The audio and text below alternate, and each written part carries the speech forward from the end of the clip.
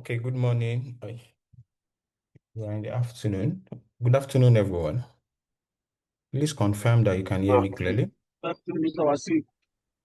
Good afternoon, Good sir. afternoon. Good afternoon, sir. Okay. All right. You're welcome to class. Today, in our first period, we are going to look at sustainability and integrated reporting, which is around, at a minimum, is around 10% of our syllabus. So we're going to finish it in our first period. In the second period, we are going to look at presentation of financial statement. I'll start with IS 1. Then we're going to transition into IFRS 18 that will commence in January 2027. So you need to know about it. So we will no longer have IS 1. It will now be replaced with IFRS 18. So those are the two things we're going to cover today. So as soon as we cover them, I'm done with my class for today. So let's start with what we have in front of us. Sustainability reporting. So the first thing we want to know is what is sustainability reporting itself? The, the common definition that we have about sustainability reporting came from a report, and it's we generally define sustainability itself as developing in a sustainable way. And when you're developing in a sustainable way, this definition says that it says it's a development that meets the needs of the present without compromising the ability of future generation to meet their own need. So in achieving whatever an entity wants to achieve in the present moment, meet your needs at the present moment. Do your transactions, do your productions, but don't compromise the ability of future generations to meet their own needs in the future. That is sustainability. So it's usually defined in the context of sustainable development.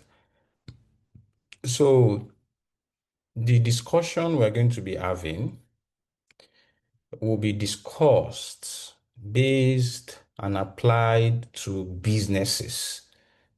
So as a reporting entity, we expect them to operate sustainably. We expect them to develop and evolve sustainably.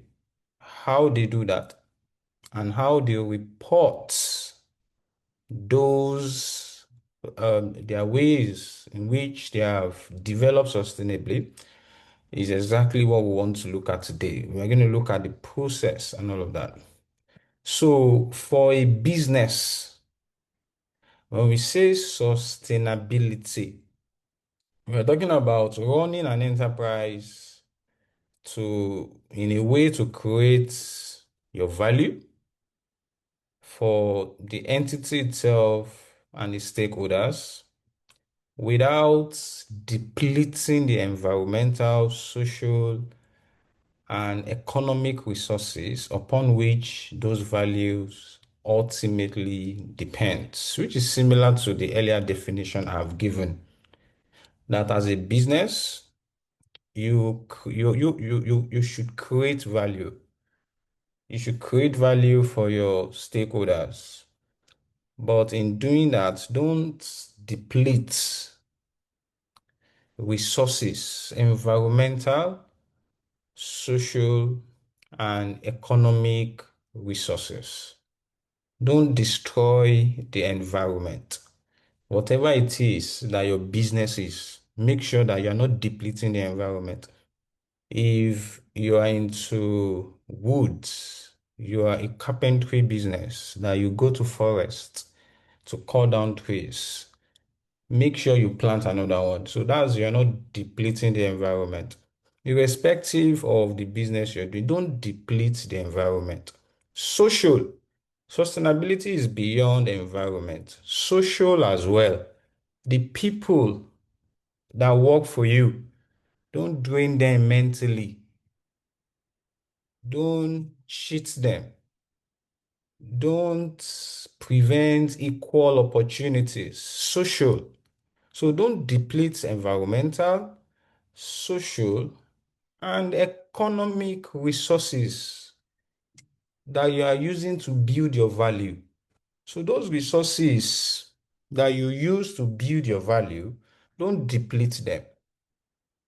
So that's the whole idea about sustainability. And that's what we want to talk about today.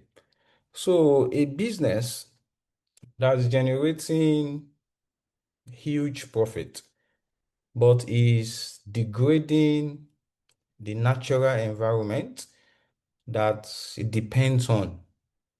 It's messing up the environment that has created a value for it, or is not treating the community where it is making the money from, is not treating them right, or its employees is not ensuring their well-being is the way it should. It's not ensuring that they are healthy, no HMO. That organization might not be successful. That is what we are looking at. It means that that organization is not operating sustainably. So when we talk about sustainability reporting, it's just the practice of disclosing information about an entity's performance, risk and opportunities relating to environmental, social, and governance matter, alongside and increasingly connected to its financial performance and position. So, when we say sustainability reporting, it means that then tell us, disclose information about how you have performed in relation to the environment. Tell us your impact on the environment, on your people, on the governance structure that you have put in place to ensure that your organization operates sustainably. Tell us the risk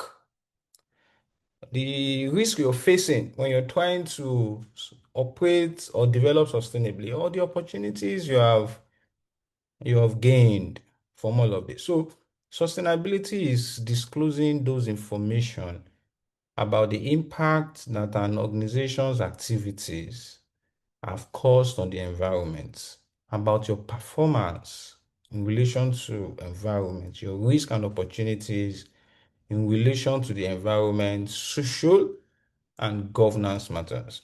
And in doing that, sustainability reporting as at today, you have to then connect that to your profits, to your assets, to your performance and position. So all you're doing when we talk about sustainability reporting, all you're doing is that you are communicating how you have created value, how you have preserved value, or how you have eroded value over time. When you report about your sustainability activities, your performance in relation to the environment, the society, your governance, all you're doing, you are just explaining to us how you create value, right?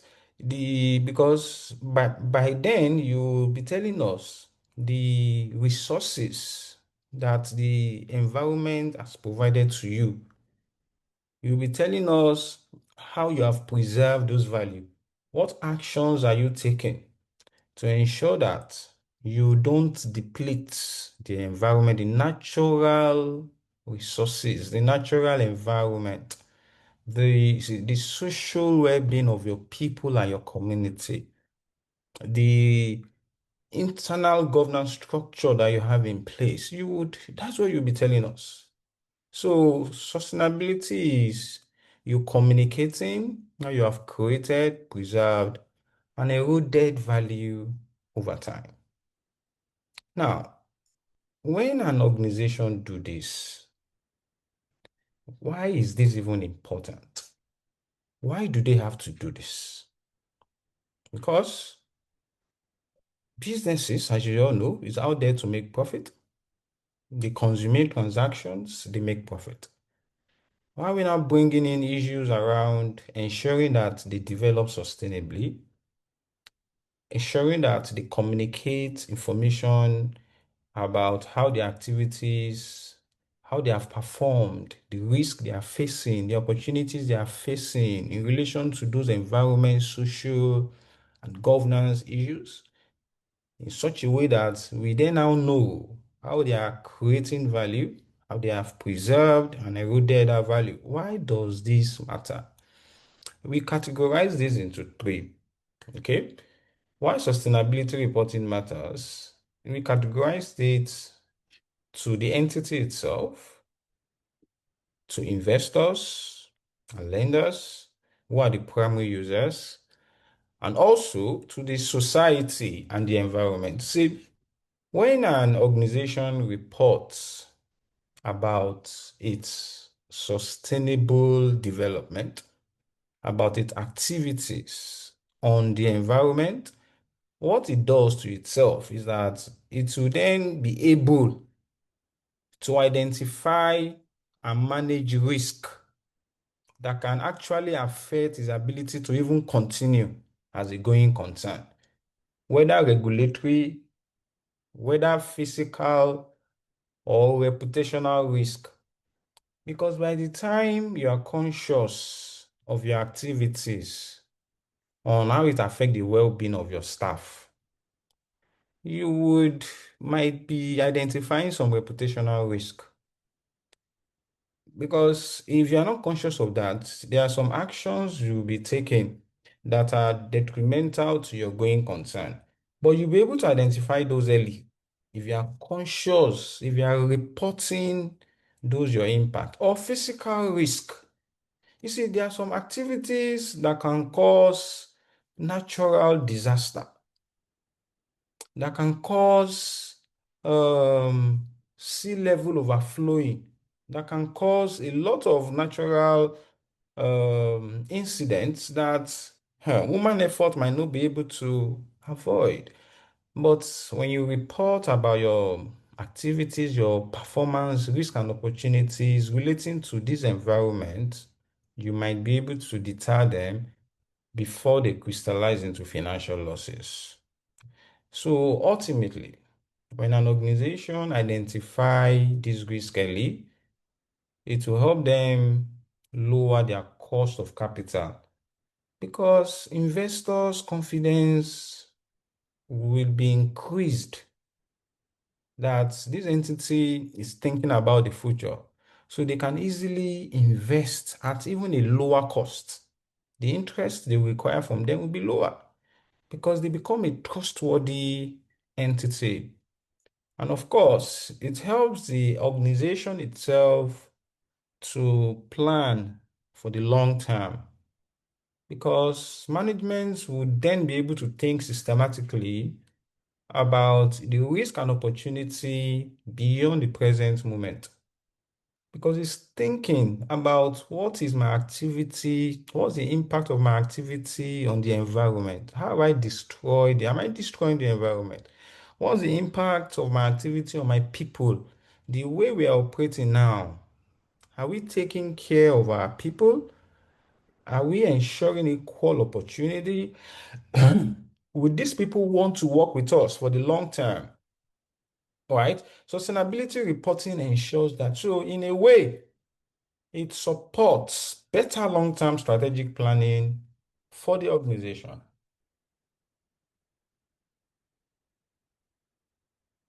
That's for the entity. To investors and lenders, it helps them provide information because the investor will now have information from the reports the entity has provided now. Investors have information that can help them to assess that this company will continue to make money, that they will continue to make money because you have already identified the resources, the opportunities the environment is giving to you, that we are an oil and gas company.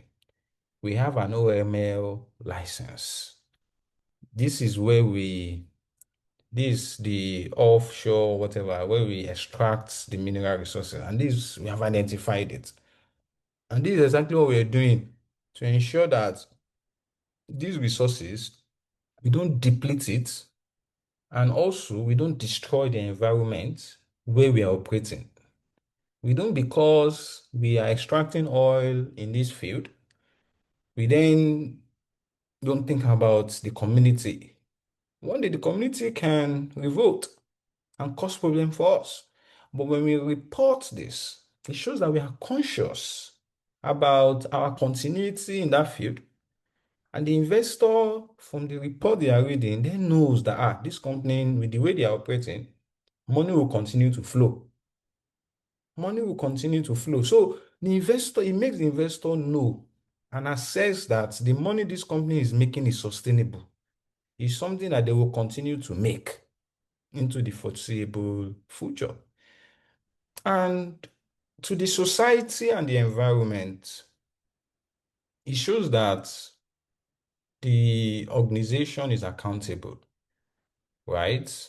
And it's taking record of its environmental and social footprint, and is making it publicly available, because you are going to be telling us about your performance regarding the environment and the society. You're making it socially, um, it's publicly available. So you see them asking this kind of questions severally. You always find this in the exam. Okay, why sustainability reporting? The benefit of sustainability reporting. From this, you can get almost 5 points. Looking at how it benefits the entity itself, the investors, the society, and the environment. Now, in our discussion, there are some terminologies that I've identified here.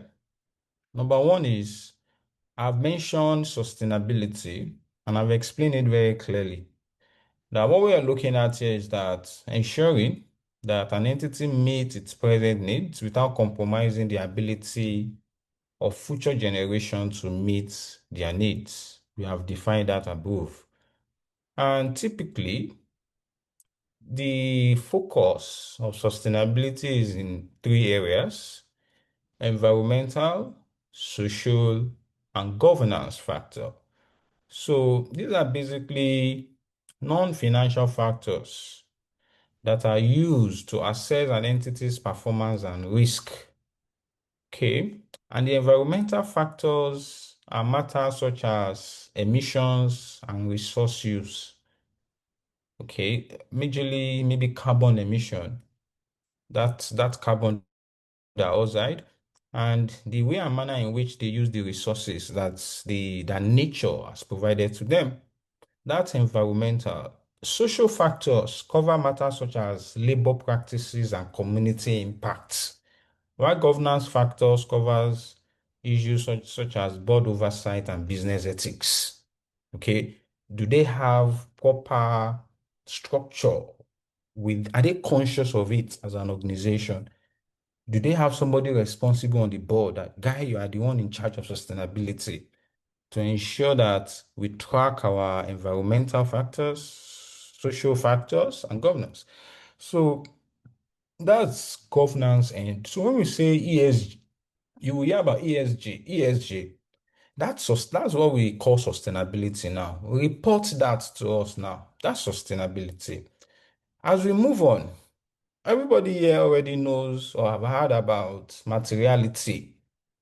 For sustainability, there's something we call double materiality. Because here, everybody knows that an item is material for our traditional financial reporting.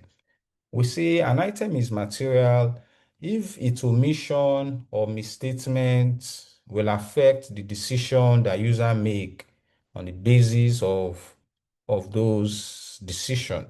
Then on the basis of that report, then we say that item is material. If you misstate or omit it, it will affect the decision that user want to make. The same thing applies here too. When you're reporting about your performance and risk relating to the environment, relating to the social, the society, and also governance, we expect that the items you would present and disclose are items that are material. So materiality, we looked at it on two bases. We have impact materiality, right? Impact materiality is where your activities impact the economy, or if it impacts the environment or the people, right? So looking at materiality based on impact basis, you are not looking at figures or amount. We are looking at the impact, the effect of your activities on the environment, on the people, not the entity. Okay? And this is the basis applied by GRI. You will learn about that later. The one that we use in financial accounting is financial basis. So we look at materiality from the impacts that it has on the cash flow, the profit, or the position of an entity. So if that impact is material, then that's looking at materiality from financial basis. We can also look at it on impact basis, not looking at it financially, but on the impact it has on the people, on the environment. So if it is significant, then we say that's material. So we're going to look at, we need to be used to that as well. Also, we're going to learn things about physical risk. Physical risk. So as part of the impacts of an organization activities, one of the risks that can occur is a physical risk. And a typical example is climate change. Okay.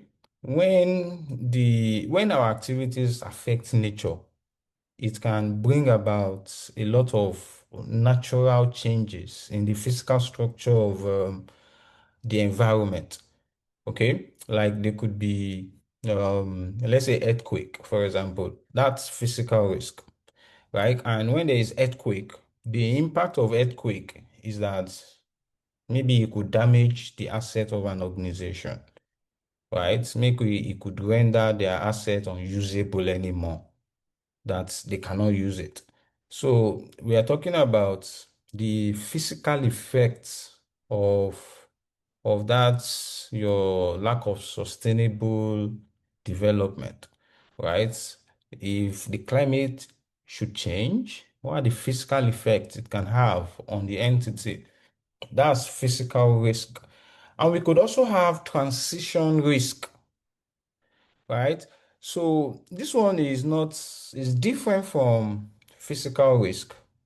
We are saying that transition risk is the how the way we respond, the way we respond to a change in climate, for example, whether the government might come out with a new policy that because of this change, then all companies will start paying tax, like a carbon tax. it could be technology, and because of climate change, and there could be changes in technology that might render a product obsolete. It could be changes in demand, market response. People might just don't want to use your product anymore because they believe that the way you operate is not sustainable. So why physical risk looks at the physical effects of a climate change, of a natural change in environment, the physical effect. Transition risk is the response, market response, environment response, people's response to those changes, right? It could be either policy response, legal technology. That's transition risk. We're still going to mention it earlier. Also, we're also going to hear things like greenwashing. Okay.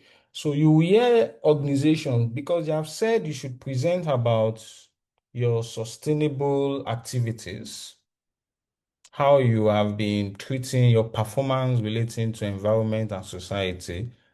Then we might have a situation of greenwashing where organizations are now presenting their performance in a more favorable manner than it is. They could overstate the underlying fact. They could lie. They could present things they did not do, right? That's greenwashing, saying that you're green when you are not, right? Also, we're also going to see the six capital also, which which evolve beyond just financial capital, which we use in traditional reporting, our share capital, which is just financial. We would also see things like manufactured, intellectual, human, social, and relationship capital, and also natural capital, right? That organizations use to create value.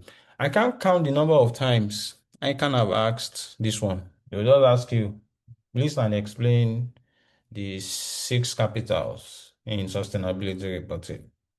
5 marks. 5 marks. It's something you are going to talk about. And also assurance. Okay. Assurance is like the same thing like the audits that we do for financial reporting. Okay. So assurance means independent verification of the information we report about our sustainable development. That assurance. So these are terms that I'm going to be that I'll be talking about. So the very first of them, which I've mentioned slightly, is physical risk and transition risk. So these constants in this area, and this is something you need to understand very well because when it comes to the environment, these two risks are things that are very present. Physical risk, like I mentioned, is a risk from the climate itself. Transition risk is risk from the way the world responds to that change in climate change. So, while physical risk is about the weather, how the weather change, how the physical environment change, the other one, which is transition risk, is talking about how we respond, the new laws that we bring, the new taxes, the new technology, the changes in customer demand that happens, right? That's majorly um, transition risk. So I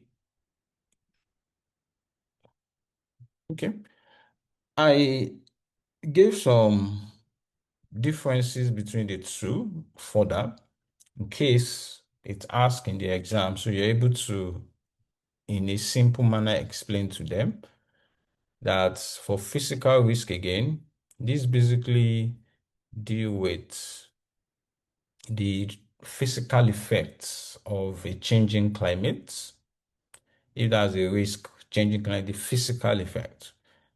And transition risk is economic, regulatory, technology, and market response to a climate change. So it's how we respond.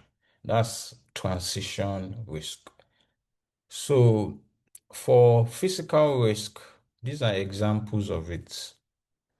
Like flood, a cyclone, a chronic long-term shifts in sea levels, whatever it is, changes in the environment that is adverse to humanity and to the entity itself. But transition risk, we're talking about maybe they introduce a new tax, there's a new technology, people are not buying the product again. That's majorly transition risk. So when you have physical risk, the accounting consequence is that it can damage your assets. It might requires that you pay more insurance. It might also require that you pay more maintenance costs, and it can disrupt your operations. That's physical risk. When there is a natural disaster, these are things that will happen. The assets it can even shorten the useful life of the asset. But when it comes to transition risk, where the world respond with a new law, with a new tax. So, meaning it can affect the future cash flow from that asset or that product line, right? Or there will be new compliance costs, or the asset can even become economically viable before the end of their physical life. Okay. So, an example is you have a warehouse beside the coastal beside the sea, for example, a coastal warehouse that could be threatened by a rising sea level. So if the sea level rise, it can overflow that warehouse. I mean, it's just an example, just like a core Atlantic in Lagos State now. If the sea level should rise, there's a risk that it can wipe them out. That's a physical risk. Okay. Or for transition risk, if you have a coal-fired, like a power plant that is emitting huge, huge carbon dioxide, a coal-fired power plant, it can be affected by a new policy. The government might say that don't use that plant again because what is emitting is too much into the atmosphere. So it might require significant cash flow outlay from the entity to invest into a clean energy. And that can affect its future cash flows. And that's what basically we are actually talking about so far. So good. Now, having mentioned all of this, now let's talk about where we are today and where we were coming from, the progress from ESG to sustainability reporting. So before it used to be ESG, ESG, ESG, but now we have transitioned to sustainability reporting. We started it has been on since the 1970s, where people were being conscious about the society and environment, or how entity are impacting it. So you find organization talking about it. They are majorly voluntary disclosure and majorly narrative. They just talk about environmental impact and community involvement. So there was no structure whatsoever. So in the next decades, in the 1990s and 2000. So ESG reporting became investor focused in the sense that investors were becoming more green. Investors were only investing in entities that are socially responsible and environmental conscious. So that's where ESG reporting emerged properly. But again, there was still no structure, but at least it was becoming investor focused and investor driven. So in the early 2000s, late 1990s, then frameworks were coming up. There were NGOs like the Global Reporting Initiative. It's the very first that it was launched in 1997. It's a framework. When I say framework, we mean an approach to reporting, sustainability reporting, or ESG reporting. Okay. So GRI were teaching people how to report that through these frameworks. And later, the Sustainability Accounting Standard Board came up in 2011 that also came up with its own framework as well.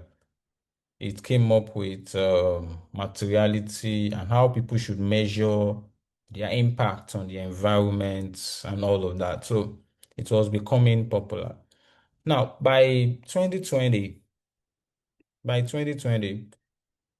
um, sustainability reporting became decisive in the sense that it moved towards mandatory. We're coming from voluntary reporting. All these GRI and SASB that came up in the early 2000s, they were still voluntary. People were just reporting it.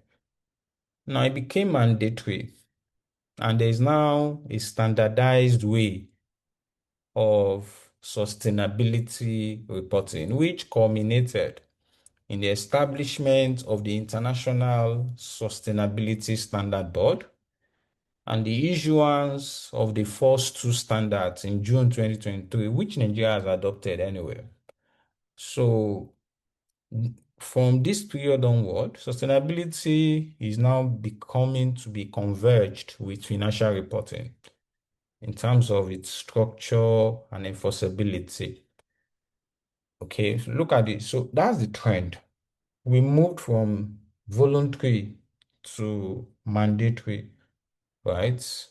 People were just disclosing it. People were investors conscious. Investors are saying if you're not operating sustainably, if you don't see it in your books, you won't invest in you and all that.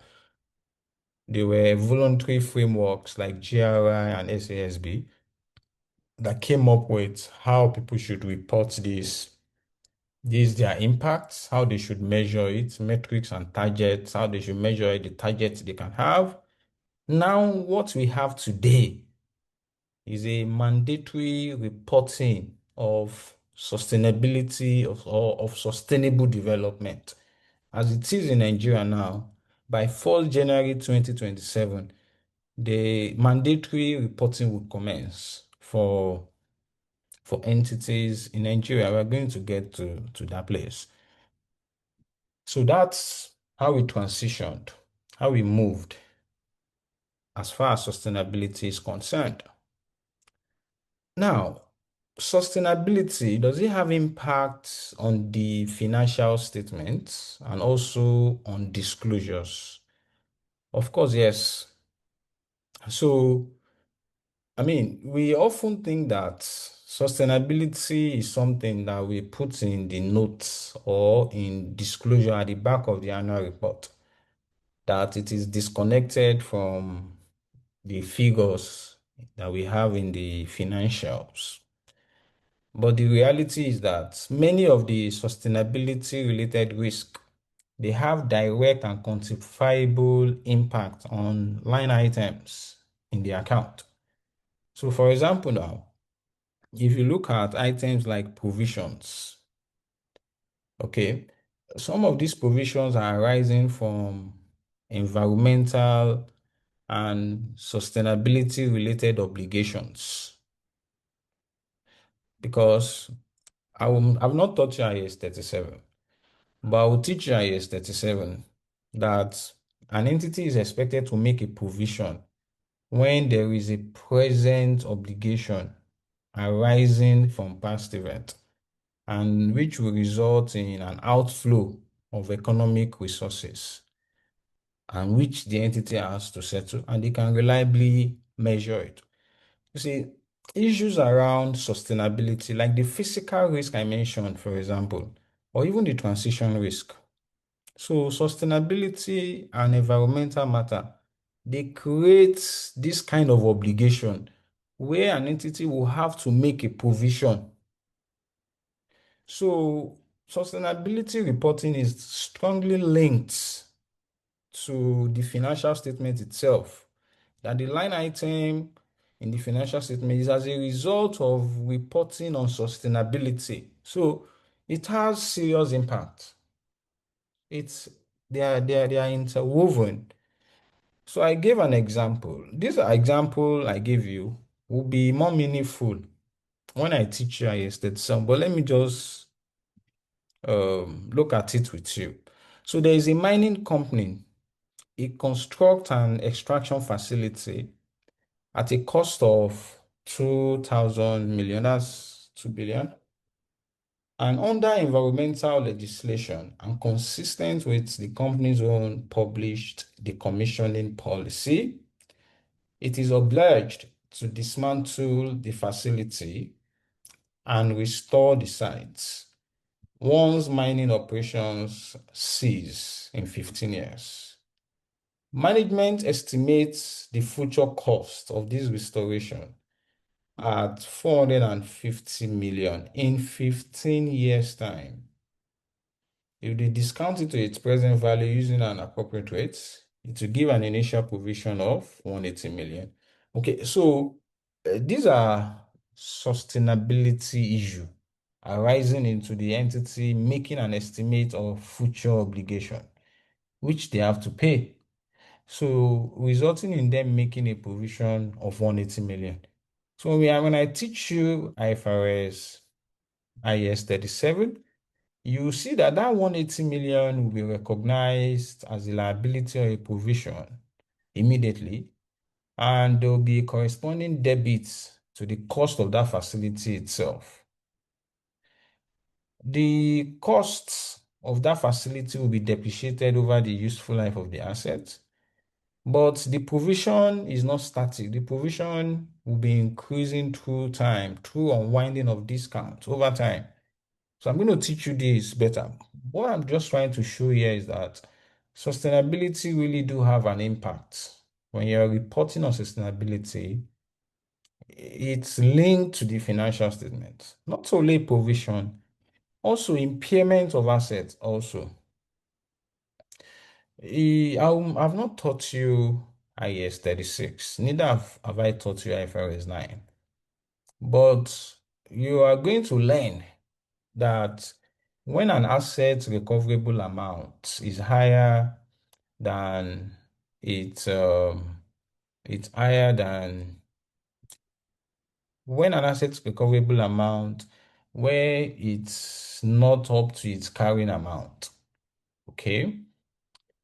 In that case, an entity would be required to make an impairment loss. They would have to impair the asset, right? And looking at transition risk that we mentioned, see, when an entity is faced with a climate change and market response is adverse in the sense that is a response whereby people change demand, it can affect the future cash flow of the entity. It can affect the recoverable amount from an entity's assets, which will result in the carrying amount being higher than recoverable amount, and whereby they will have to impair the asset. So impairment loss, you might see it in the books and think, yes, we have done the accounting, but it's actually being triggered by sustainability activities, by an entity's impact on the environment. That's why it's arising. And I also gave an example here where a power generating company owns a coal-fired power plant with a carrying amount of 2 million. New government's climate policy, which is a clear example of policy and legal transition risk. It introduced the carbon tax and mandates a phased reduction in coal-fired generation capacity over the next 10 years.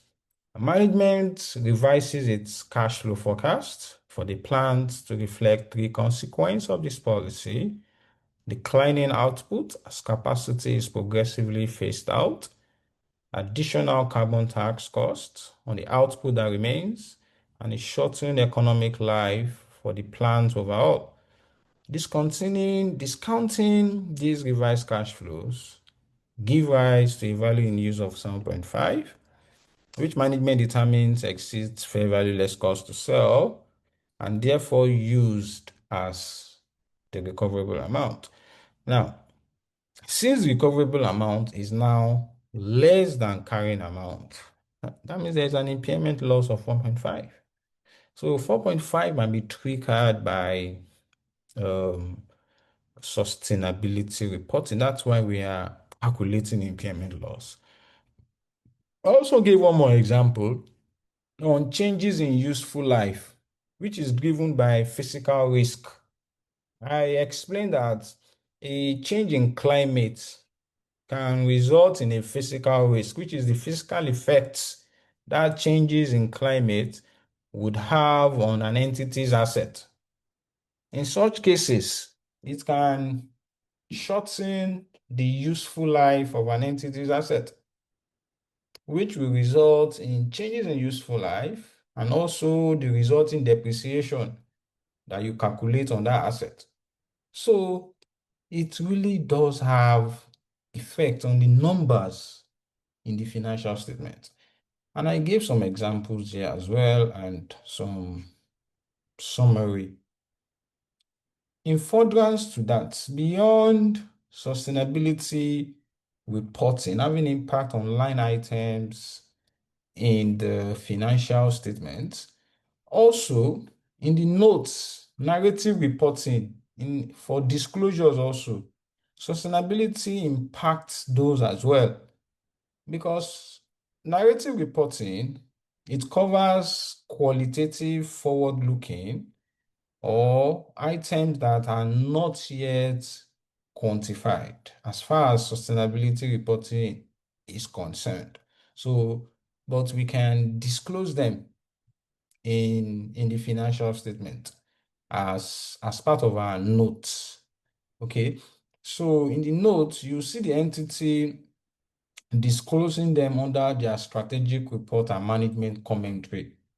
So in disclosures, you see entity, the director's report, for example, right?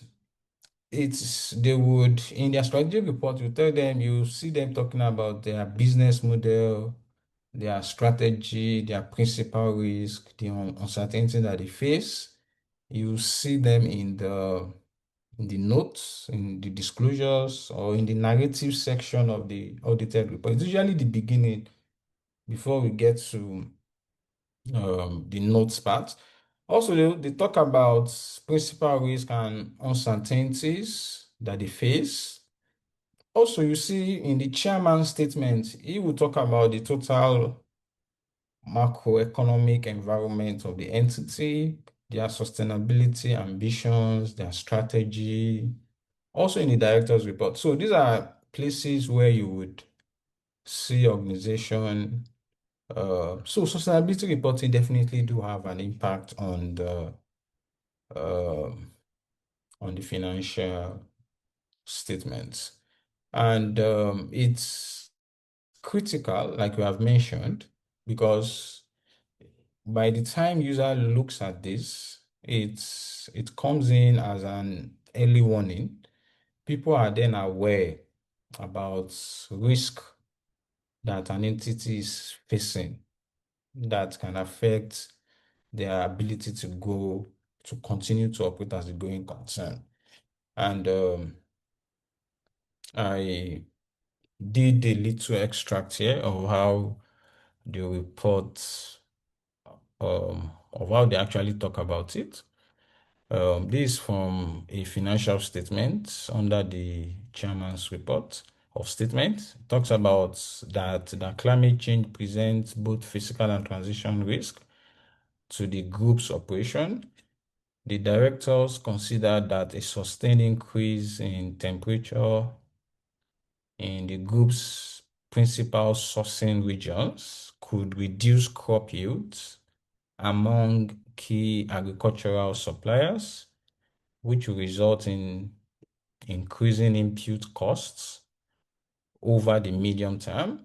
The group is evaluating alternative sourcing strategies and does not currently consider this risk to have a material effect on the carrying value of its asset, but continues to monitor the position closely. So this is how you would find it in the financial statement, like that. Okay, so that's looking at sustainability reporting as it impacts on the financial statement. And also, when it comes to disclosing sustainability reporting, now we have a standard which I would talk about in detail later. Okay. You see, we are talking about the impact, how sustainability impact the financial statement. It's more structured. They don't just write it anyhow anymore because now we have two standards on sustainability reporting. So before it was historical, it was voluntary, it was unstructured. They just put it as a separate section. But with the IASSB's standard on sustainability reporting, it's now a more structured and formalized way of reporting sustainability issues, which we're going to look at in later section, and we'll see how it works. So it's better reported now. And finally, on sustainability impact on the financial statement is approach to reporting called integrated reporting. Okay, so this is an approach to reporting.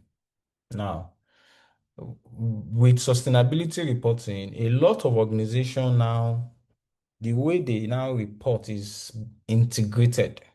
So they integrate sustainability reporting into the financial statement. So that's what we call integrated reporting. It's an holistic approach that combines financial and non-financial information into a single coherent report. And it will then show how the six capitals that I mentioned earlier, how they interact with another to create value for the organization.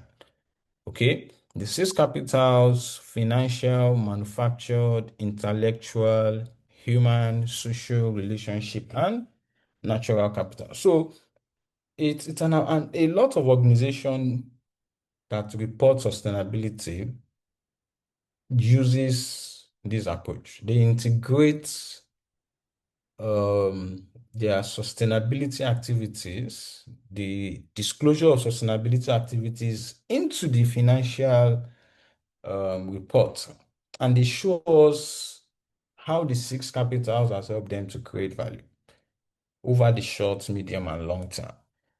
And again, this approach to reporting was introduced by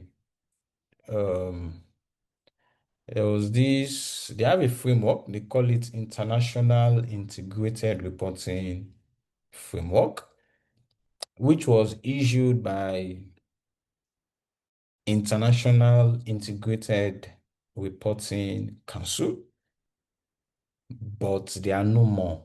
They don't exist anymore because they have been merged into the IFRS Foundation. The IFRS Foundation are the guys in charge of IFRS. They are the one that controls the ISB.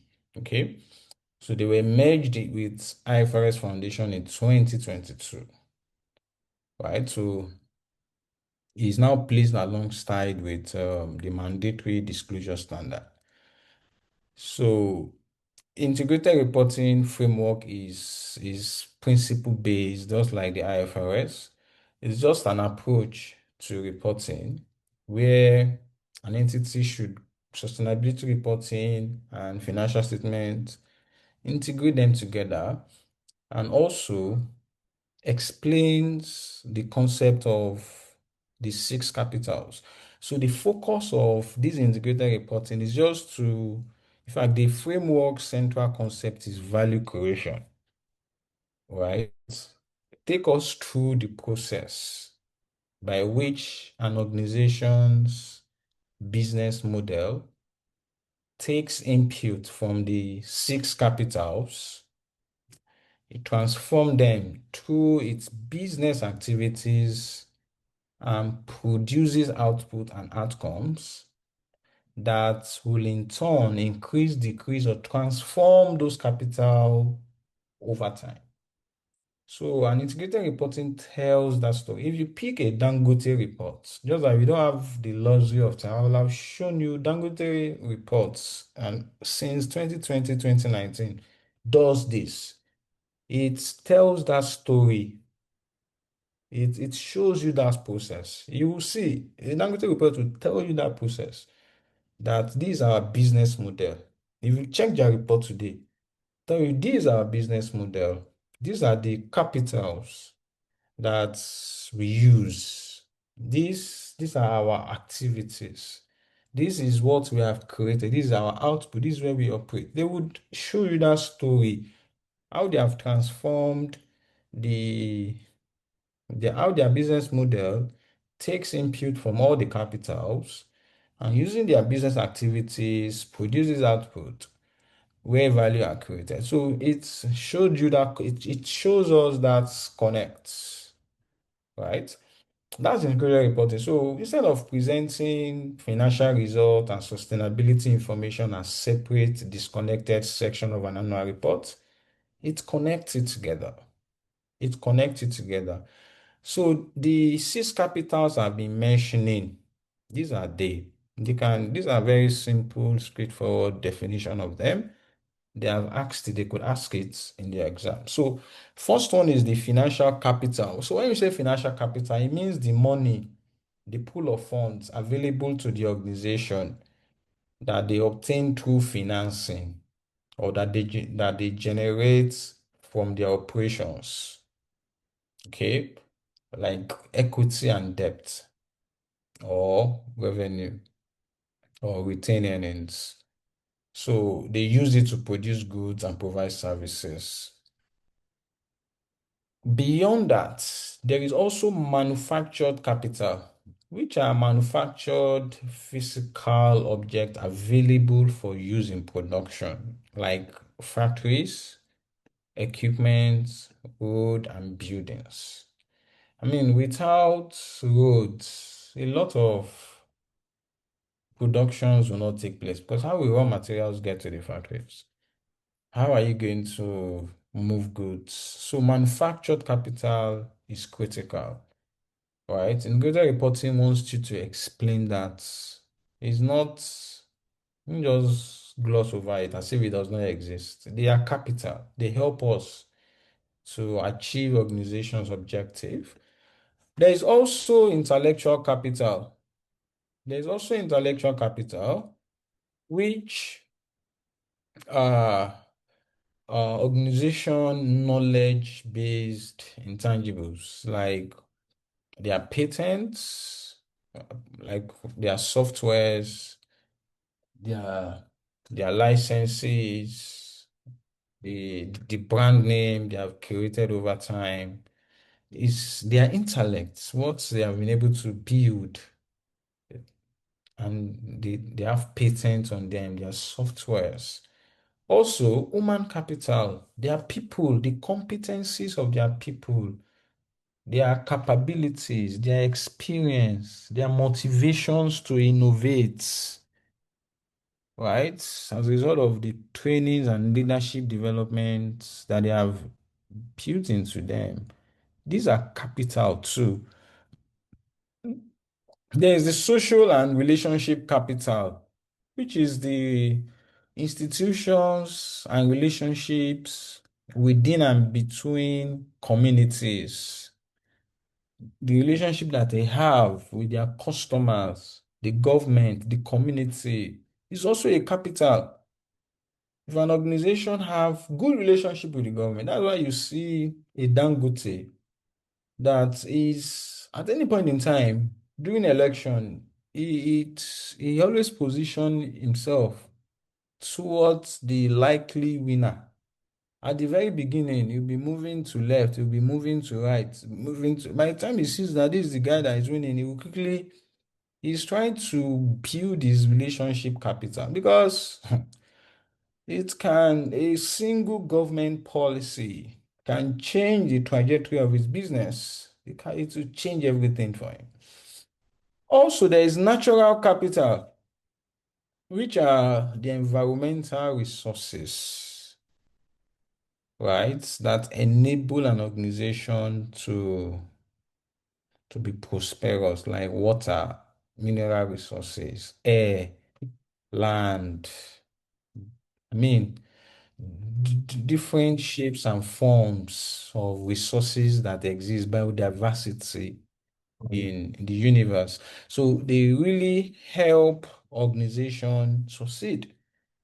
That's natural capital. So, and this one integrated reporting says that you should talk about when you are preparing your reports. Don't just focus on financial capital alone.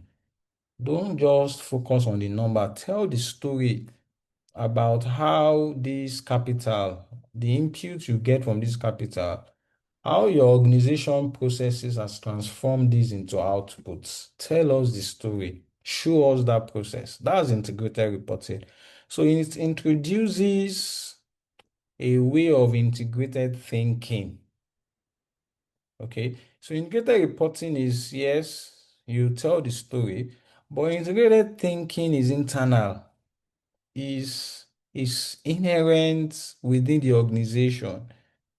That does that relationship exist? You can report and say this, but does it really exist within your organization?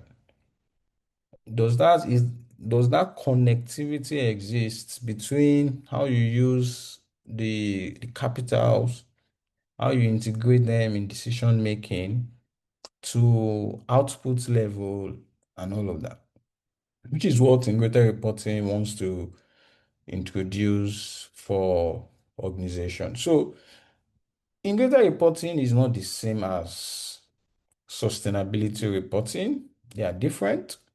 So sustainability reporting, whether you are using GRI or SASB or ISSB standards, as we are going to learn, what it does is it can stand as a distinct report where you explain the impact of your activities on the environment, social and governance issues, right? That's into sustainability reporting. But integrated reporting, what is a different dimension entirely.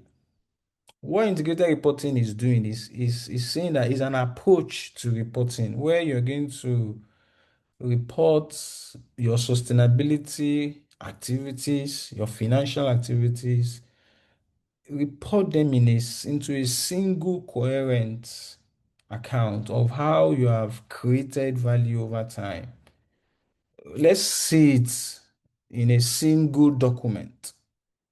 That's what integrated is, an approach to reporting, right? That's bring everything together in a single document for us. Okay, so I've been talking for over 1 hour, 1 hour to be specific. So I can see you're asking a question. Yeah, can you articulate this? Let's hear another voice.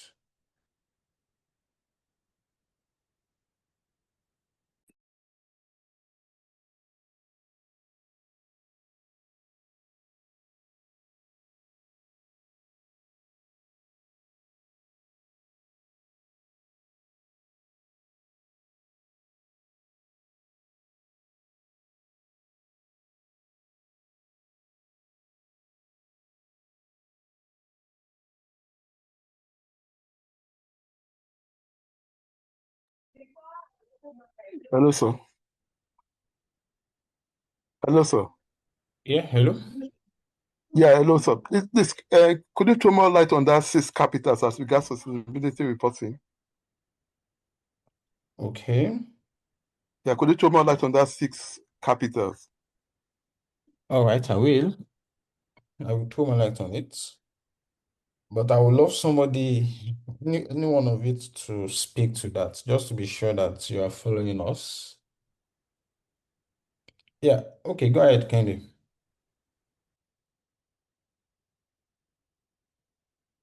Okay. Yeah, so as requested,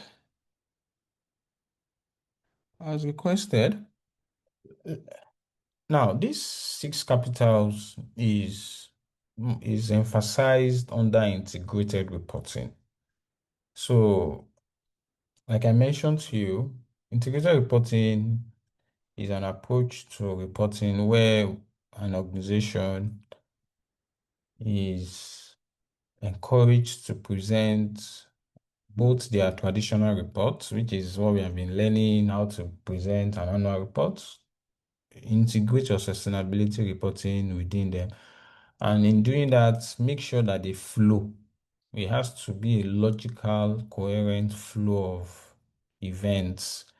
So the way it encourages that, it acknowledges that there are actually six capitals, not just one that we are used to, which is the financial capital, which is the pool of funds, the money that we get from financing or from profits that we have made over time.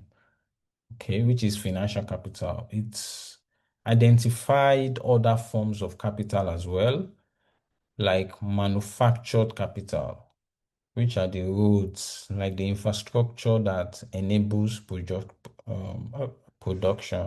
factories, equipment, bridges, buildings, and all of that.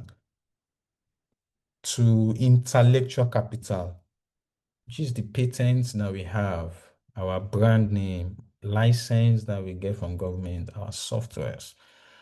These are intellectual capital. To human capital, the competencies, capabilities, and experience of our people, our employees, the motivation that they have to innovate, the trainings and leadership.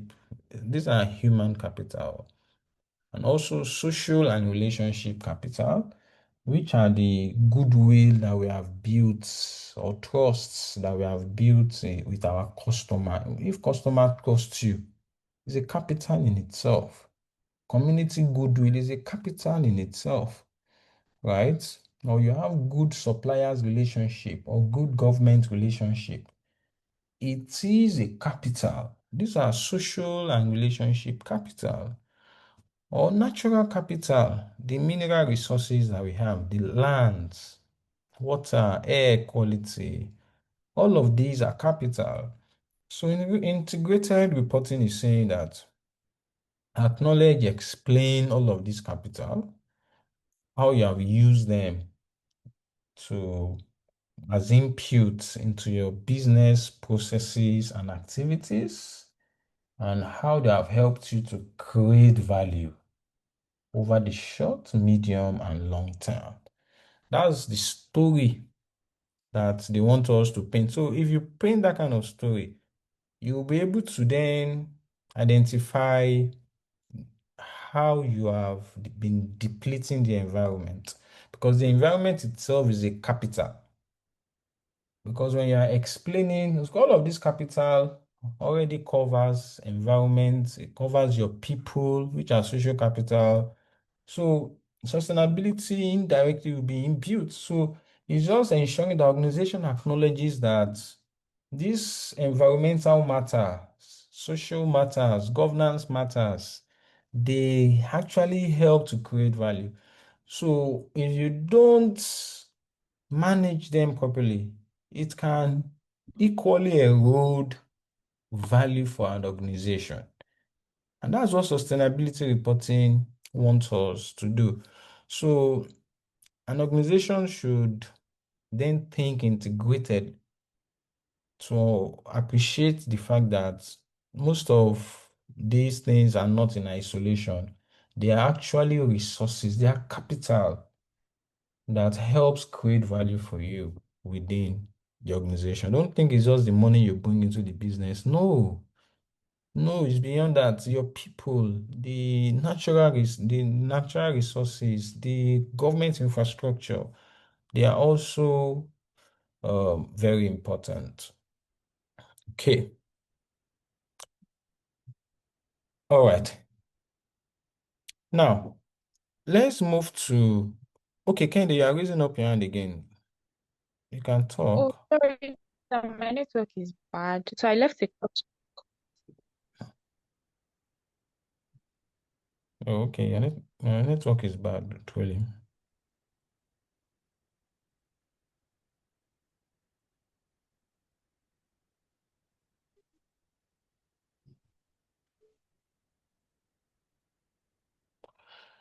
Okay. So usually, you see, as we're going to learn later, to answer your question, organizations depend on the organization anyway, but most structured organizations have a sustainability officer, a chief sustainability officer. So when you check most of like AFS of MTN, for example, or Dangote, or most of these banks, they have a chief sustainability officer. They have somebody in charge of that. And who says the person cannot be an accountant? Can be an accountant too. So why we are learning it as accounting is because these environment matters, social matters, they can have an impact into our own report. So we really need to know about it.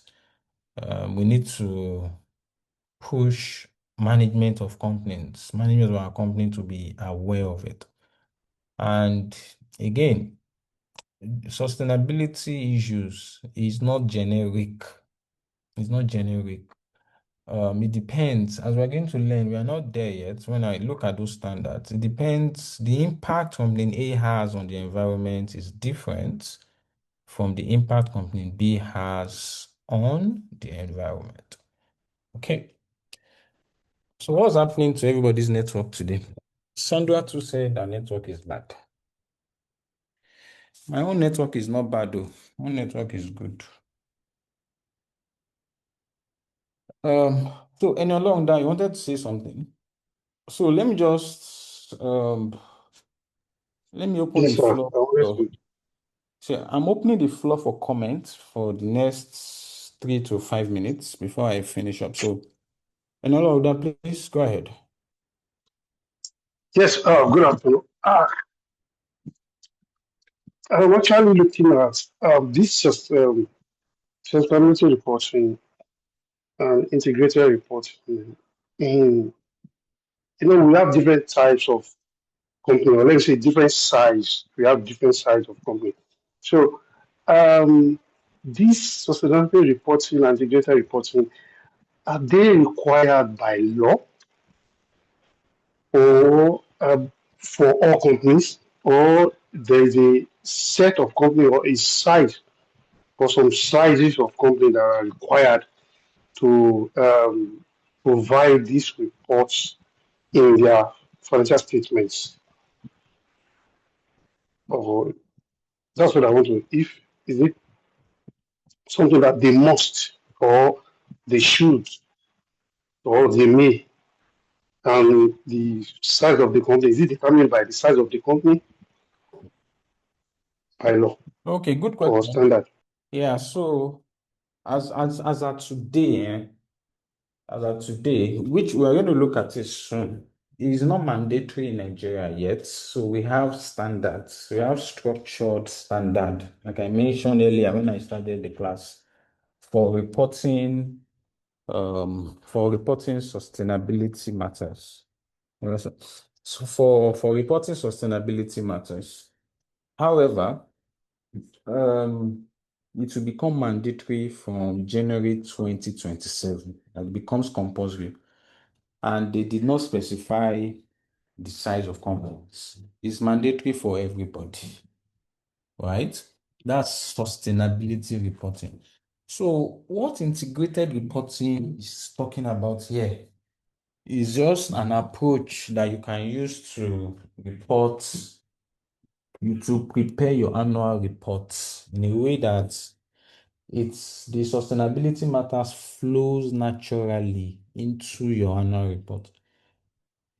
It will flow naturally. That's where the six capitals comes in, because the six capitals already talks about the environment, the people, and all that, which are basically what we want you to explain, how it has helped you, how you are depleting it.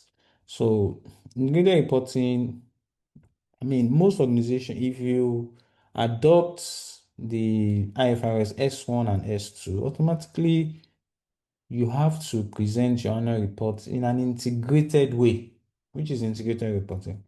Okay, but as of today, it's not mandatory yet, though we have early adopters that are adopting it yet, but mandatory adoption will start from January 2027.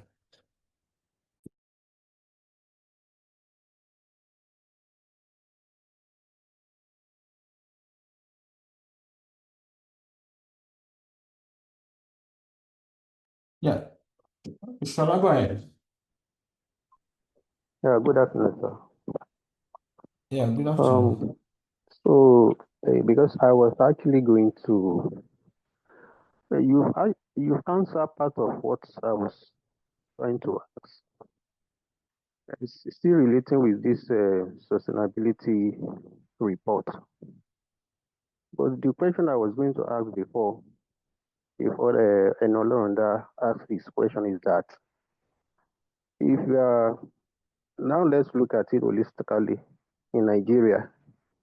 For those of us who are conversant with what is happening in the Niger Delta, um, President, I think former President Buhari made some, effort then. Uh, I think 2016 or thereabout, I can't remember the year now, when he said that they should go to Ogoni land and they clean up the Ogoni land. So I was going to ask before whether if there's any authority or maybe regulatory body that enforces this, that at the end of the day, if you do not do what you are supposed to do as a company, you are extracting maybe crude oil or any natural or mineral resources anywhere in Nigeria. And what they normally do is we have report a lot of complaint here and there, so that Chevron, all these big oil companies, they will just go there and they will destroy the land and the economy activities of that area, like fishing and all of that, farming generally, they won't be able to do anything again. So I was actually going to ask whether if we have any regulatory body in Nigeria that enforces that. But it seems you have answered the question. Okay, so you have raised a very practical issue. So, like in Nigeria now, those oil and gas companies that operate in the upstream, um, in the upstream sector, which is what we're actually talking about. So, of course, there is a regulator that is in charge of that, and there's a new regulation that came out recently that actually talks about all of this. So, companies cannot just go and destroy natural resources and all that. They are well documented. What's the name of this regulation? I can't remember it now. It's recent. In fact, Buhari signed it before he left. Right? Buhari signed it before he left. It's well documented. Right? So our own now, which is the area where Financial Reporting Council of Nigeria comes, where they come to play. Our own is just disclose information about your impacts on the environment, your impacts on your people. So it's just that disclosure of information that FRCN is really worried about. When it comes to the field, the operational arm of it, that's the regulator in that arm, which is the Nigerian Upstream Regulatory Authority, that are in charge of that. So there are regulations, there are regulatory bodies for that segment of industry. Okay. So, but our own is the sustainability reporting. Report those activities in your books as well, which is where FRCN comes in. Okay. All right. So I think I have to continue now because I've opened. Okay, go ahead. So sorry, sir. I just thought about something. We do have social corporate social responsibility. In any way, is this sustainability reporting and integrated reporting, are they coming in to actually replace corporate social responsibility in a way, or to extend it? Because I'm looking at, It's okay, we've always been having corporate social responsibility, which some of the definitions and objectives or features of this new uh, new phenomenon uh, dictates corporate social responsibility as it were. So are they coming to either replace it or to extend or to eliminate it totally from our reporting? replacing it. In And fact, it's now recently, okay, and recently we got some set of people in our company. They are called internal control over financial reporting about a month ago. So they came for just to audit our processes in totality, our processes. So is is that part of this sustainability reporting or integrated reporting we are talking about? so that one is different. So ICFR is a new introduction from last year by FRCN, introduced for public interest entities to also report on their internal control. So, and it's not the auditor that will do that, it's a separate set of people that will come in for assuring that your internal control over financial reporting is effective. So that's internal control for, and it's over financial reporting. That's quite different from sustainability reporting. It's different.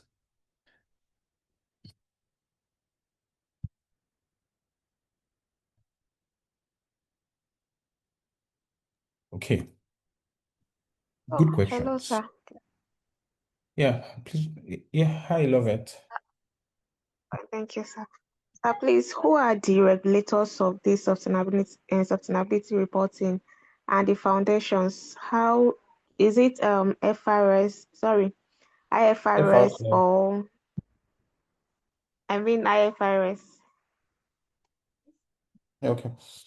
So I would get there, but in Nigeria, we have the FRCN that is in charge in Nigeria. However, if you remember, when I taught you regulatory framework, we talked about IFRS Foundation. So internationally, the guys that develop the standards as of today, they are under the IFRS Foundation. We call them the ISSB, International Sustainability Standard Board. They are the ones that are responsible for developing standards on sustainability reporting. But in Nigeria, we have the IFRS, we have the Financial Reporting Council of Nigeria. Okay. All right, good questions. So let me use the next 30 minutes to round up on sustainability, to quickly look at other areas that are also critical for the exams. Then I'll look at, because I still have to look at past questions so that you would understand that these are very important areas of your exam that you can easily make 15 marks or 20 marks or more in the exam, or it's something you would find often.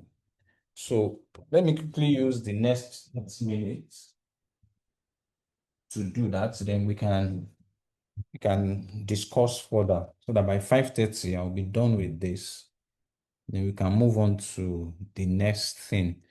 So the next part of your syllabus says that you should be able to explain the factors that are responsible for increasing demand for sustainability reporting. Why are people interested in it? So I segmented it into 3 factors. One was international factors. As a result of this, the following point I give here. International factors, because of investors are now demanding it, as they want to, is something they are considering before they allocate capital to companies. They want to see that this company is operating sustainably. Also, there are a lot of regulation in the Western world, in Europe, right, which gave rise to the International Sustainability Standard Board that we have today internationally. So all those are also coming up, and is what is putting pressure or making people or entity want to report about their sustainability matter. Also, climate change. Everybody can see it, that climate is changing. So physical risk and transition risk is then becoming a reality. So it's also resulting in this increasing demand. And stakeholder capitalism. Now, everybody is not just only shareholders now that are expecting information from company. Everybody, the community, the employee, the environment, they are interested in what organizations are doing. And beyond all of this, organization also wants to protect their reputation and brand. So since all organization, international companies are presenting sustainability, they also want to present. They don't want to be left behind. Beyond international factors, there are also local factors that are specific to Nigeria. In Nigeria now, we have the FLCN, which is now being mandated to ensure companies in Nigeria adopt the ISSB standards. And they have come up with a roadmap, which I will show you very soon. Also, there has been sustainability disclosure. uh, there has been guidelines on sustainability disclosure that has been issued by the Nigerian Stock Exchange for companies that are listed. Also, Nigerian company needs to access international capital. And since their foreign peers are already disclosing sustainability, so they also want to disclose it also. Even the CBN is not left behind. They have introduced sustainability-linked initiatives. So all of these are putting pressure. All of these are what is resulting in increasing demand for sustainability reporting. Now, there are problems and limitations to it. Number one is historical lack of standardization. Before the standards that we're going to discuss, before they came out, we had multiple competing frameworks. People don't have a way to present how their activities have affected the environment and people. So, resulting in a sustainability report that is incoherent and incomparable. Also, is difficulty of measurement. How do you even measure your impacts? How do you have sustainability metrics? How do you measure your impact on the environment? Is also a limitation. And also there is the issue of greenwashing. How do you even know that the company is telling the truth? Yeah, you see companies saying that they have done this, they have done that on the environment. How do you know they are telling the truth? Another one is the cost of compliance. To present sustainability reporting require that you collect data about your impact. That's money. That's also there. Also, sustainability reporting is forward-looking and is more of strategic. It's not just present alone. So there will be significant estimates that will be made, and that would affect faithful representation. Also is independent assurance. Unlike traditional reports, the way auditor will come in and review the reports, we don't have that here. There is no independent assurance. We just rely on what the company has disclosed. Again, there is no reporting boundary. There is no defined reporting framework yet. So people can just report to any length and breadth. So those are limitations that actually do exist. Now, you need to also be aware, because they can still ask you, historically, the first framework that came out, the first body that came out with a framework was the Global Reporting Initiative and also the SASB. So you need to understand their principles and contents, how they work. Because even till today, the ISSB standards really solidly relied on these two to come up with the standard for sustainability reporting. Now, the Global Reporting Initiative, the way it works in a way that organizations should consider its impact on the economy as a whole, on the environment as a whole, and it should consider how its activities has impacted on all stakeholders. So GRI is the broadest and most widely adopted sustainability reporting framework in the world. It has universal standards which apply to all organizations. It has sector standards which applies to individual industry, and it has topical standards that deals with issues like greenhouse gas emission, labor practices, water use. It's segmented into that end. And the way it works, like I mentioned, it applies the concept of impact materiality, meaning that it considers the impact of the organization's activities on the entire world. It's not about financial impact. It's not about the entity, it's about the environment and people. Impact materiality. And it expects the entity to report to a broad range of stakeholders, not only investors, but also employees, local communities, NGOs, governments, all stakeholders. So GRI is community-centric, world-centric, it's not entity-centric. But the SASB standards that came out, that one is investor-oriented, and it concerns itself specifically with financial materiality, how the entity's activities on the environment affect the entity itself, affects its enterprise value, that are only relevant to investors.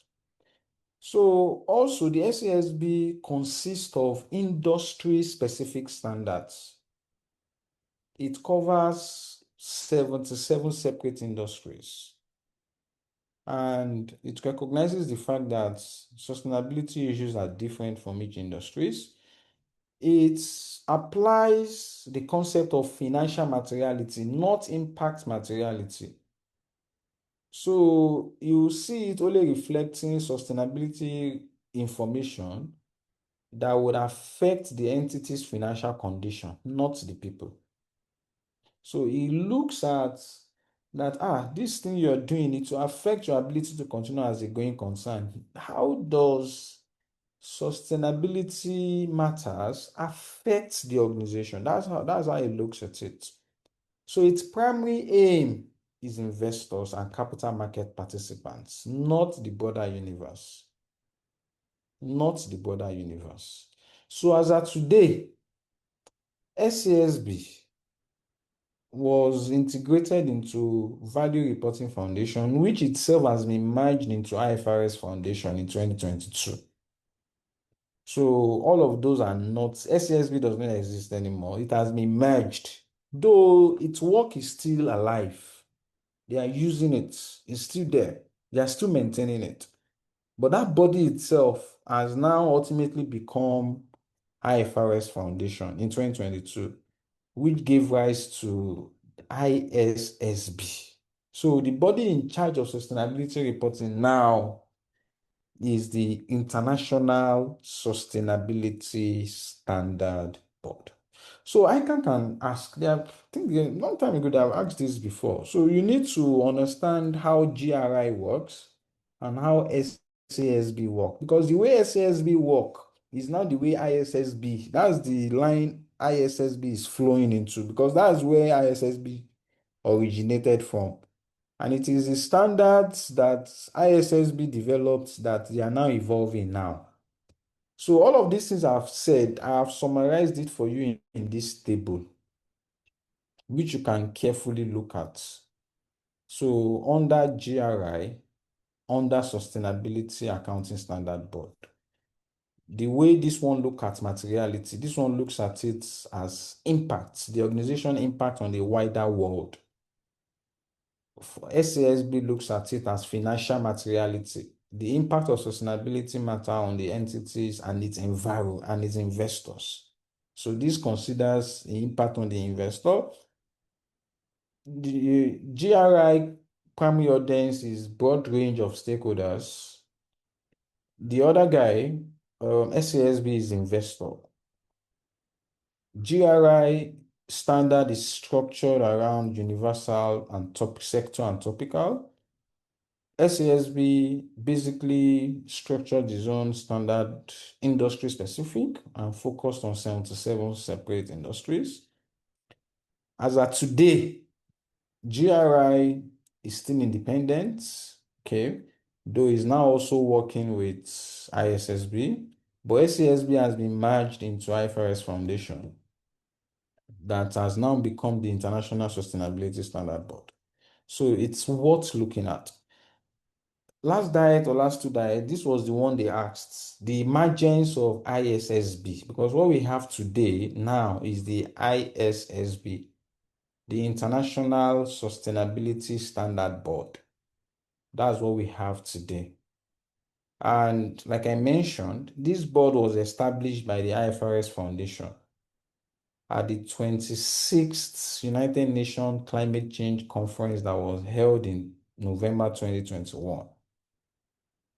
And this is in direct response to the fragmented sustainability reporting landscape that we used to have, where we have GRI is talking about something, SASB. So ISSB came to pull everything together. Let's have a single framework.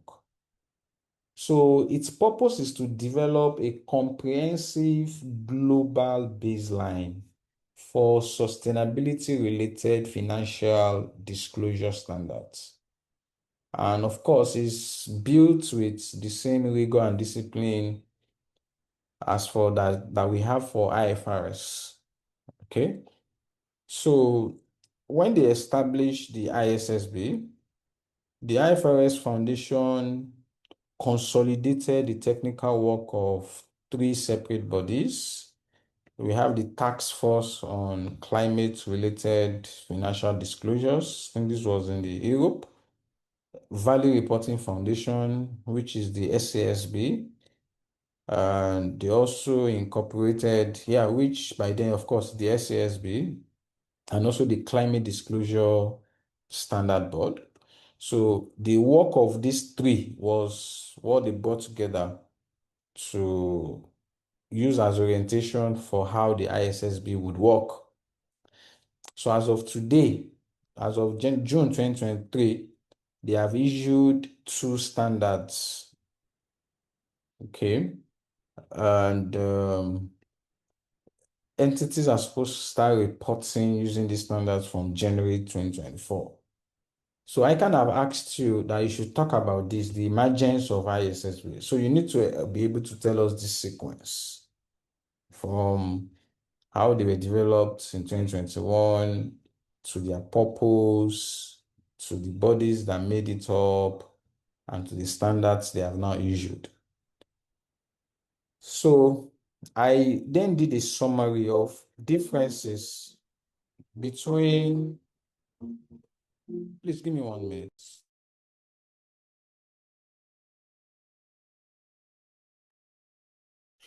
Okay, so I did a summary also for ISSB, which is the new one now, and these two old ones is almost the same as what I've done earlier on, just to give you a snapshot of their focus from their materiality. ISSB to is financial, ISSB and SSB is the same. So this one is impact. This looks at on the people, the audience, their connects. Just is something I've mentioned before that you can easily look at. Now, the standards, the two standards that they brought in, they asked these last diets. They asked you to do some definition last diet around this. So the scope, conceptual foundation, objectives, and core content of the ISSB standards. So the objective of these two standards is just to disclose information about sustainability related risk and opportunities that is useful to the primary users of general purpose financial reports to enable them make decisions about providing resources to the entity. If you remember, this is exactly the same as chapter 1 of the conceptual framework. If you remember, so to provide information about a reporting entity that is useful to potential and existing investors, lenders, and other creditors to enable them make decisions. That's chapter 1 of concept. This is the same, just that this one is disclosing information about sustainability related risk and opportunity. So that's the objective of those two standard. And it talks about conceptual foundations. So this is also similar to the qualitative characteristics that we talked about under conceptual framework. So here it talks about fair presentation. So meaning that whatever it is that you are disclosing should faithfully represent the entity's sustainability related risk and opportunities. Materiality, only material items should be disclosed, not everything, material item. So, and remember, ISSB's focus is financial materiality. Okay. And also connected information. Makes the sustainability disclosure should be connected to related information in financial statements, which is where integrated reporting actually comes in. So I also mentioned double materiality. I've already explained this. So when it comes to sustainability reporting, since GRI is still in existing, which focuses on impact materiality, where we will say a matter is significant or material if it affects the people. If it affects how it affects the people and the environment. While financial talks about how it affects the entity's cash flows and performance and position. So we call that double materiality. So it's just worth acknowledging. And I did some examples explaining impact materiality and financial materiality. And what I was talking about there is that if a factory, for example, is using the water in the community and the water either is not available anymore or it's being contaminated, it's going to impact the community. That's impact materiality. But does it have financial materiality? Will it affect the cash flow of the entity? Can the organization get alternative and all of that? Of course, yes. But can the community get alternative? Maybe no.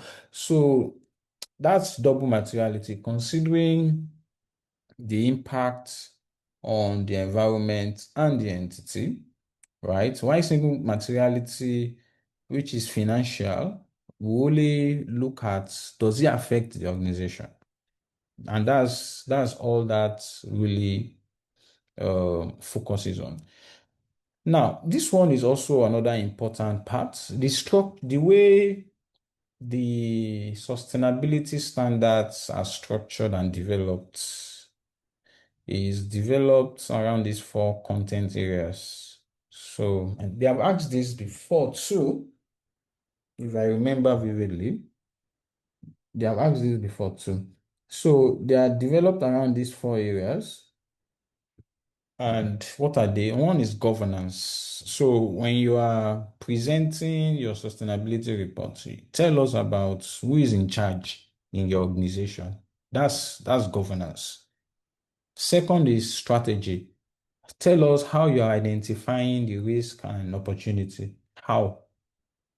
What's the model you're using to identify how the sustainability related risk and opportunities that you are faced as an entity?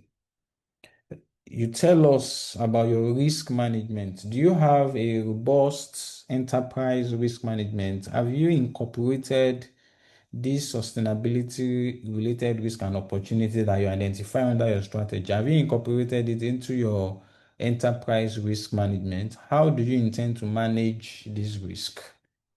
How do you intend to ensure that it does not affect the organization? And also its metrics and targets. How do you measure? How do you measure your impact? What are your targets? How do you intend to reduce your impact on the environment? What's the target that you have? When do you want to do this? So this is the way the information that is required to be disclosed under sustainability reporting. This is how it should be structured. And that's how the standards are actually structured on the information that are required. So the first standard, okay, which we call IFRS S1, okay, we call it general requirements. It's a standard that talks about general requirement for disclosure of sustainability related information. Okay, general requirement. So what the first standards came with, it came with a general requirement for disclosing sustainability related risk and opportunity that can affect the entity's cash flow, access to finance, and cost of capital. So it does not cover a particular area of sustainability, but it's a general area. It's a general requirement. And the key requirements in that standard are you should disclose all material sustainability related risk and opportunities, not just any area that your organization impacts the environment. Disclose all of it, whether water scarcity, human capital management, labor practices. And you need to remember that sustainability is not just about environment, it's also about social also. So disclose all material sustainability related risk and opportunities. Also, ensure that the information are linked to the financial statements. And also tell us, faithfully represent it. Don't tell us what does not exist. Don't tell us what does not exist. And you need to disclose this information exactly when you are presenting your financial statement. They should be inside it. It should not be separate. It should not be separate. And of course, you can use industry-based standards or guidelines as developed by the SASB. Okay, so the first standard, that IFRS S1, specifically requires entities to still apply those old standards from SASB. Okay, and present it in a way that we can compare it with your previous year reports. So when you present sustainability information this year, it should be comparable with that of previous year and going forward like that. The second standard, that one deals with climate-related disclosures. That one is more focused on climate. And this one it works hand in hand with the first standard, just that this one is not specific to climate. And the way it's structured, it talks about the climate-related risk that we have talked about earlier on, both the physical and transitional risk, and also talks about climate-related opportunities like resource efficiency, adoption of low emission energy, development of new products or services, access to new markets, or building resilience against climate-related disruptions. These are climate-related opportunities that changes in climate can bring to companies. You can make them develop new products in response to climate change. You can make them adopt low emission energy sources and all that. And the requirements of these standards is an organization should carry out scenario analysis on these climate-related risk and opportunities. Look at different scenarios under which this climate change can impact the organization. Don't just, you need to have a strategy around it. Look at different scenarios. If it goes this way, if it goes that way, look at different scenarios. Also, disclosure of greenhouse gas emissions. So this is basically talking about if you disclose, if you emit carbon dioxide, you need to disclose it. And disclosure of emissions is in three ways.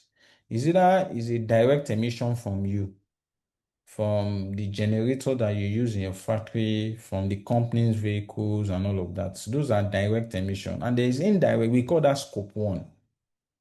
There is indirect emission, which is scope 2.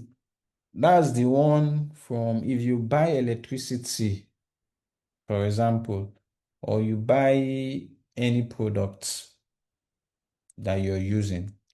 The fact that you are buying it, okay, the emission from the people that produced that electricity. For example, now you buy a cloud storage, for example, to host your websites. You are saying, you are using cloud computing. But don't forget that the people that are selling it to you, they have a data center that as big as 12 football fields. They will emit carbon into the atmosphere. That's an indirect emission for you as an organization. Even though it's not directly coming from you, it is also related to you because you're encouraging it, you are buying from them. And there is a third category, which is also other indirects, which is scope 3. So this scope 3, it could either be upstream or downstream. So other indirect is the one that arises from either your supplier. So you buy raw materials for you to use in your factory. You buy raw materials for you to use in your factory.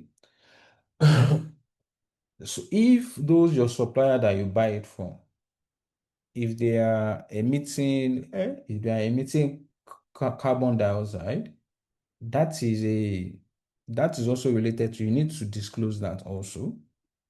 So it's scope 3 is other indirect.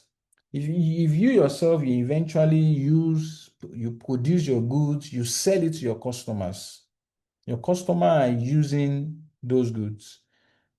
If from the goods they are using, they are also messing up the environment, um, resulting in rising sea level, emissions, and all of that, is also related to this because you have sold product to them. That's why they are impacting the environment. That's scope 3 is an indirect emission for you and your organization. So it's part of what this second standard is actually talking about, disclosure of greenhouse emission. All this I'm explaining, I gave you some examples that you can look at, and I did a complete illustration for you to understand better this direct, indirect, and other indirect. So if you look at this, you're going to be able to explain it. So also there is the transition plans as part of this climate change, which is this for the second standard. So entity must also talk about how they intend to move into a low carbon business model. If they are emitting high carbon, they want to move, they need to have a climate transition plan. Also, you need to adopt an industry-based metrics. This has to be disclosed as well. How do you measure? How do you measure your emissions? You need to have climate metrics on how you capture um, what you're emitting exactly so that you are disclosing the right amount. Also, there is internal carbon pricing.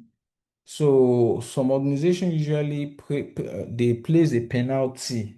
So there is internal carbon pricing. There is a price on emission that, okay, if you emit this certain amount this year, would would include a cost in our books. That's a cost. It will be a cost for us. It's an internal carbon pricing. There's external too, but that one is government tax, like a carbon tax. Some organization will have an internal pricing framework just to discourage and ensure that they emit what is low. They will capture it as a cost. On a final note, is they are also working on another standard. Okay, but it's not a standard yet. It is at the level of exposure drafts. Okay, so what's that new standard will talk about is nature-related disclosures. Nature-related disclosures. So the second standard talk about climate. The new standard will talk broadly beyond just climate alone. It talks about nature related, it talks about biodiversity, the ecosystem entirely. It's more robust. So they are still working on that. And entities need to watch out for this and see how it's going to affect them. So it's going to change a lot of things. And also, they are also making updates to the second standard. that they have. They are doing some updates to how to include greenhouse gas emission, how entities are going to measure it, particularly the one that has to do with the product that they sell to customer, what those are emitting. How are they supposed to capture all of that? So it's very difficult. It's part of the limitations anyway. So that is happening right now. So I talked about arguments in favor of usefulness of climate-related risk and opportunities, which is similar to advantages of sustainability reporting. It enhances investors' decision-making. It improves long-term predictive value. It supports comparability across entities and sectors. And it drives behavioral change. And these are the disadvantages. There is estimation uncertainty to determine and measure the emissions. Your impact on the environment is very, very difficult and uncertain. Also, comparability is still a challenge, even though it's been standardized. The risk of greenwashing, the cost-benefit question, and the assurance is not there yet. There's no independent assurance, is not mature yet.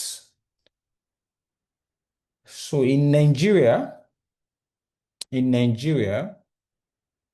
the Financial Reporting Council of Nigeria has adopted this roadmap. From immediately, they have adopted these two standards. So they have a roadmap. So they categorize companies into four. They have the early adopters.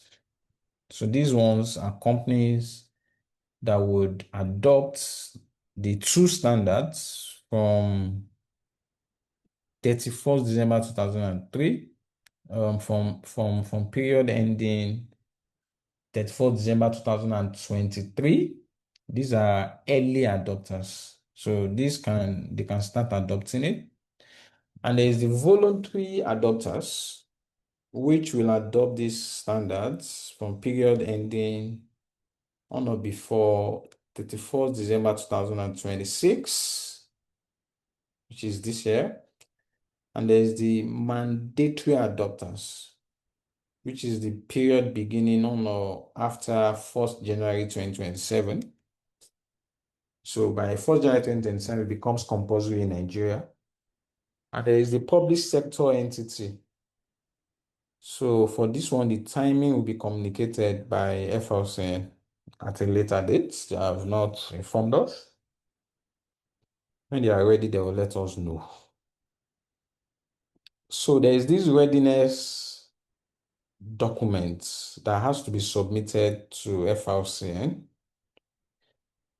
So these three documents must be submitted 3 months before the beginning of when you're supposed to start reporting sustainability matters. Number one is a board resolution approving the adoption of this standard. So there has to be a board resolution. The company also needs to submit a gap analysis report where you identify differences between what the company is doing and what the standard requires. And also, they need to submit an implementation plan setting out how the entity intends to close those gaps. Also, after no more than 3 months after you have started the reporting date when you're supposed to start adopting, you're also supposed to submit these additional documents. One is the entity sustainability disclosure policies. Also, identification of transition reliefs. Also, the entity's enterprise risk management and sustainability framework. Also, evidence that the board has approved the disclosure policies. Also, evidence that the board has approved the entity's risk management. And also, evidence that they have trained people that are responsible for these disclosures. You need to show evidence that you have trained them. And finally, no more than 6 months after the beginning of this, when you're supposed to adopt,